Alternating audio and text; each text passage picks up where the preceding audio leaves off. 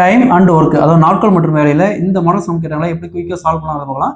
இந்த கொஸ்டின் பார்க்க தான் ரொம்ப பெரிய கொஸ்டின் மாதிரி தெரியுது, பட் கொஸ்டின் அண்டர்ஸ்டாண்ட் பண்ணிட்டீங்களா, பார்த்தோன்னே குயிக்காக அந்த சம சால்வ் பண்ணிடலாம். அதாவது L1 L2 L3 3 பேர் இருக்கிறாங்க. L1 ஒரு வேலையை 3 நாள் செய்வார், அதேமாதிரி L2 ஒரு வேலையை 4 நாள் செய்வார், அதேமாதிரி L3 ஒரு வேலையை 6 நாள் செய்வார். ஸோ 3 பேர் சேர்ந்து அவங்க வேலையை செஞ்சு முடிக்கிறாங்க. அதுக்கு மொத்தமாக எங்களுக்கு 2400 அமௌண்ட் கையில் கொடுத்துட்றாங்க. 3 பேர்த்துக்கிட்டையும் சேர்த்து 2400 கையில் கொடுத்துறாங்க. அதாவது அந்த அமௌண்ட்டை L1 ஒரு நாளைக்கான விகிதம், இந்த அமௌண்ட்டை பார்த்தோம்னா L1 ஒரு நாளைக்கான விகிதம் 2, அதேமாரி L2க்கு 3, அதேமாரி L3க்கு 1, இந்த ரேஷியோவில் பிரித்து கொடுக்கணும். ஸோ அப்போ இதில் L1க்கு மட்டும் எவ்வளோ போகணும்னு கேட்குறாங்க.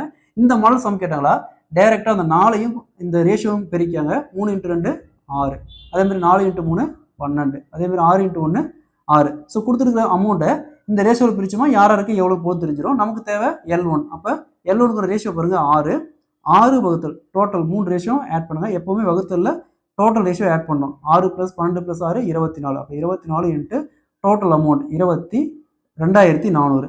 ஸோ அதை அப்படியே கேன்சல் பண்ணால் 100. 6 × 100 = 600 ரூபாய். இது வந்து L1க்கு. ஒரு வேளை L2 கேட்டாங்களா, L2க்கு ரேஷியோ பார்த்தோன்னா 12, 12 வகுத்தல் total ratio 24 × total amount 2400. So அப்படியே கேன்சல் பண்ணால் 100. 12 × 100 = 1200. இது வந்து L2க்கு. ஸோ நமக்கு தேவை L1. L1க்கான அமௌண்ட் பார்த்தோன்னா 600. Option C is the correct answer.